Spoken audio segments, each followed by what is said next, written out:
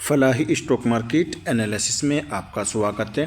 दोस्तों, आज हम बात करने वाले हैं डीसीबी बैंक स्टॉक्स को लेकर। कमेंट आया था कल इसको लेकर, तो आज हम डिस्कस करने वाले हैं क्या संभावना है, क्या इस स्टॉक में तेज़ी की आशंकाएं नज़र आती है और किस लेवल तक स्टॉक आने की कोशिश कर सकता है, किस लेवल पर सपोर्ट लेने की कोशिश करेगा। बिल्कुल डिस्कस करेंगे, इसी को लेकर बने रहिएगा वीडियो पर। छोटी सी रिक्वेस्ट है, आपने अभी तक चैनल को सब्सक्राइब नहीं किया, प्लीज़ चैनल को ज़रूर सब्सक्राइब कर लीजिएगा, बेल आइकन को दबाना ना भूलें। और हाँ, आपको भी इसी तरीके से किसी भी स्टॉक्स की जानकारी चाहिए, उस कंपनी का नाम कमेंट बॉक्स में लिख सकते हैं। बहुत जल्द अपने चैनल पर आपकी वीडियो बनाकर अपलोड कर दी जाएगी दोस्तों, ठीक है।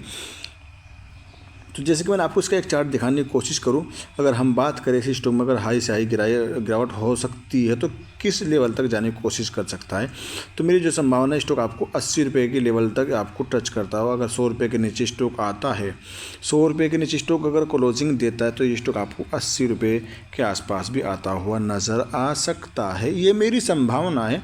बाकी अपनी खुद की रिसर्च कर लीजिएगा, बाय सेल करने की रिकमेंडेशन नहीं है, एक अपडेट वीडियो रहेगी नॉलेज के लिए दोस्तों, ठीक है। और अगर हम इसके हिसाब से अगर देखा जाए तो इस स्टॉक में आपको, जी हाँ, तो इस स्टॉक का जो सपोर्ट निकल कर आ रहा है, सपोर्ट आपको 100 रुपये के आसपास भी हमें इसका सपोर्ट देखने को मिल रहा है। करीब करीब 101 रुपये के आसपास में हमें सपोर्ट देखने को मिल रहा है। और अगर इस स्टॉक में गिरावट होती तो उम्मीद है यही कि इस स्टॉक को 100 रुपये से पहले यानी 100 रुपये से पहले सपोर्ट ले लेना चाहिए। और अगर 100 रुपये के नीचे स्टॉक अगर क्लोजिंग देता है, यानी अगर 100 रुपये के नीचे स्टॉक अगर क्लोजिंग देता है तो दिक्कतें बढ़ती हुई नज़र आ सकती है दोस्तों, ठीक है। अब रजिस्टेंस की अगर बात की जाए तो रजिस्टेंस हमें 104 रुपये के ऊपर स्टॉक का प्राइस चल रहा है और इसका रजिस्टेंस जो रहने वाला है 106 का रहने वाला है। उसके बाद दूसरा रजिस्टेंस मोटा मोटी समझ लीजिए 110 रुपये का रजिस्टेंस रहेगा। 110 रुपये के बाद में जो, जी हाँ, क्लोजिंग मांगता है 111 रुपये के ऊपर में। स्टॉक अगर 111 रुपये के ऊपर में, यानी मोटा मोटी समझा दो, स्टॉक अगर 113 रुपये या 115 रुपये के ऊपर में स्टॉक अगर क्लोजिंग देता है तो स्टॉक इस रेंज तक भी जाने की कोशिश कर सकता है दोस्तों, ठीक है। तो रजिस्टेंस मैंने बता दिया, इसका 111 का एक रजिस्टेंस रहेगा, फिर 113 का रहने वाला है दोस्तों, ठीक है। 115 का भी मान के चल सकते हैं। बाकी अंदर की खूबियाँ देखने की कोशिश करेंगे, साल दर साल की परफॉर्मेंस कैसी वो हम इसी वीडियो में देखेंगे। बस बने रहिएगा वीडियो पर दोस्तों, ठीक है। चलते हैं आगे। हाई और लो की अगर बात कीजिए तो 52 वीक लो देखने को मिल रहा है। 101 रुपये का हमें 52 वीक लो है। 52 वीक हाई 145 का देखने को मिल जाएगा और ऑल टाइम लो 13 रुपये 55 पैसे का है। ऑल टाइम हाई 244 का देखने को मिल जाएगा दोस्तों। अच्छी चीज़ें नोट कर लीजिएगा, जैसे कि आपको दिखाने की कोशिश करूँ, ईयर ऑन ईयर के हिसाब से EPS में ग्रोथ है। बाकी लो PE आपको यहाँ पर देखने को मिल जाएगा, लो P भी आपको देखने को मिल जाएगा। यानी मोटा मोटी समझिए तीनों जगह स्टॉक हरी झंडी लेकर खड़ा हुआ है। हरी झंडी का आप मतलब समझते ही कि स्टॉक क्या करने वाला है दोस्तों, ठीक है। और 3,279 करोड़ का मार्केट कैप है। 170 की बुक वैल्यू देखने को मिल जाएगी। अपनी बुक वैल्यू के नीचे स्टॉक आपको ट्रेड करता हुआ नज़र आ रहा है, तो नज़रें बना के रख सकते हैं इस स्टॉक पर। अपनी वॉच लिस्ट में ऐड करके चल सकते हैं। नज़रिया रखना पड़ेगा, कम से 3 से 5 साल का नज़रिया रखना पड़ सकता है। वो करीब 1.20% की डिविडेंड यील्ड है, 1.25% के आसपास में डिविडेंड यील्ड देखने को मिलेगी। फेस वैल्यू 10 की देखने को मिलेगी। अगर हम ताकत और कमज़ोरी की अगर बात की जाए तो इस स्टॉक के पास में जो ताकतें हैं यानी मजबूतियाँ हैं, 6 मजबूतियाँ देखने को मिल रही है और 5 कमज़ोरियाँ हैं। 2 golden chance, energy, extra boost देखने को मिल जाएंगे।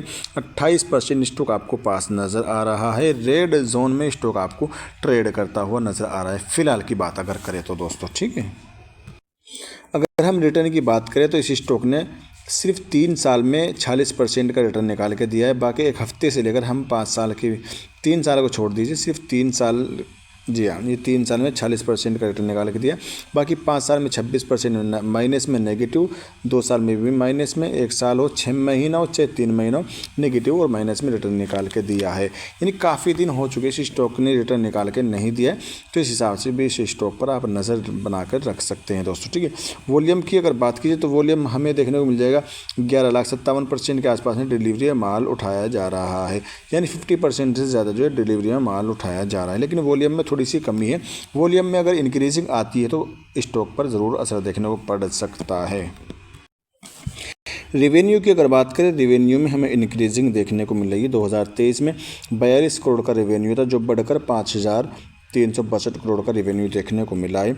नेट प्रॉफिट की अगर बात की जाए तो 466 करोड़ से बढ़कर 2024 में 536 करोड़ पर नेट प्रॉफिट देखने को मिल रहा है। ईपीएस की अगर बात की जाए तो ईपीएस में भी लगातार 2022 से लेकर 2024 तक उछाल देखने को मिल रहा है। वहीं बीवीपीएस की अगर बात की जाए, लगातार 2020 से लेकर 2024 तक उछाल देखने को मिल रहा है, अच्छा संकेत है। वहीं आरओए की अगर बात की जाए, यानी रिटर्न ऑन इक्विटी की अगर बात की जाए, 2022 से लेकर 2024 तक पॉजिटिव चलता हुआ यानी बढ़ता हुआ नज़र आ रहा है एक तरीके से। ठीक है दोस्तों, वहीं हम टेक्निकल रजिस्टेंस एंड सपोर्ट की अगर बात करें, पहला टेक्निकल रजिस्टेंस 106 रुपये का रहने वाला है, 106.23 का। दूसरा सपोर्ट रजिस्टेंस 107.56 का। तीसरा रजिस्टेंस 108.71। ये टेक्निकल रजिस्टेंस रहेगा, इस पर ज़रूर नज़र रखना दोस्तों। ठीक है, अब सपोर्ट की बात कर लेते हैं, कौन सा सपोर्ट कहाँ काम करेगा। पहला सपोर्ट है 103 रुपये 75 पैसे का। दूसरा सपोर्ट है 102 रुपये 60 पैसे का। तीसरा सपोर्ट है 101 रुपये 27 पैसे का। मोटा मोटी समझ लीजिए, अगर गिरावट होती है तो 100 रुपये से पहले इस स्टॉक को सपोर्ट ले लेना चाहिए। 100 रुपये के नीचे स्टॉक अगर क्लोजिंग देता है तो दिक्कतें खड़ी हो सकती है, यानी और नीचे की। अगर होल्डिंग की बात की जाए तो 14% से ज़्यादा की होल्डिंग प्रमोटर की देखने को मिलेगी। करीब 10% से ज़्यादा की होल्डिंग एफआईज की देखने को मिलेगी। और डीआईज की बात करें, डीआईज की होल्डिंग करीब 27% से ज़्यादा की 28% के आसपास देखने को मिल सकती है। और वहीं पब्लिक की बात करें, 40% से ज़्यादा की होल्डिंग पब्लिक की है। अदर की बात करें तो अदर की होल्डिंग 0.01% की है। अब देखना है किसकी होल्डिंग में इंक्रीजिंग, किसने माल को बेचा है, किसने कम किया। प्रमोटर की होल्डिंग की अगर बात कीजिए, लगातार दिसंबर 2023 से लेकर दिसंबर 2024 तक लगातार हर क्वार्टर टू क्वार्टर हल्की अपनी होल्डिंग को कम करते हुए नज़र आ रहे हैं प्रमोटर, यहाँ पर आप देख सकते हैं दोस्तों। ठीक है, वहीं अगर हम एफआईज की अगर बात करें, एफआईज भी करीब जून 2024 से लेकर सितंबर और दिसंबर में अपनी होल्डिंग को कम करते हुए नजर आई। एफआईज की होल्डिंग में गिरावट देखने को मिली है अच्छी खासी दोस्तों। ठीक है, वहीं अगर हम डीआईज की अगर बात करें, डीआईज की होल्डिंग में हमें गिरावट देखने को मिल रही थी सितंबर 2024 तक। ठीक है, यहाँ तक तो हमें दिक्कतें नजर आई। सितंबर 2024 तक डीआईज की होल्डिंग में गिरावट देखने को मिल रही थी, लेकिन अचानक से दिसंबर 2024 में डीआईज की होल्डिंग में इंक्रीजिंग बढ़ोतरी देखने को मिली है, प्लस में देखने को मिली है। ये एक अच्छा संकेत है, यानी प्रमोटर और एफआईज तो बेच रहे हैं, नहीं जाने क्या रीज़न है, लेकिन अचानक से आखिरी क्वार्टर में दिसंबर 2024 में डीआईज की होल्डिंग में हमें इंक्रीजिंग देखने को मिली, तो कुछ ना कुछ अच्छाई हो सकता है। तो हो सकता है ये स्टॉक आपको रडार पे रखना चाहिए। और अगर आप पहले से इन्वेस्टेड है तो कम से कम इस स्टॉक में 2 से 3 साल का नज़रिया कम से कम रखिएगा, और इस स्टॉक को लॉन्ग टर्म के लिए रख सकते हैं अपनी मर्जी से। बाय सेल करने की रिकमेंडेशन नहीं है, एक अपडेटेड वीडियो रहेगी नॉलेज के लिए दोस्तों। ठीक है, आज की वीडियो में इतना ही। Thanks for watching video.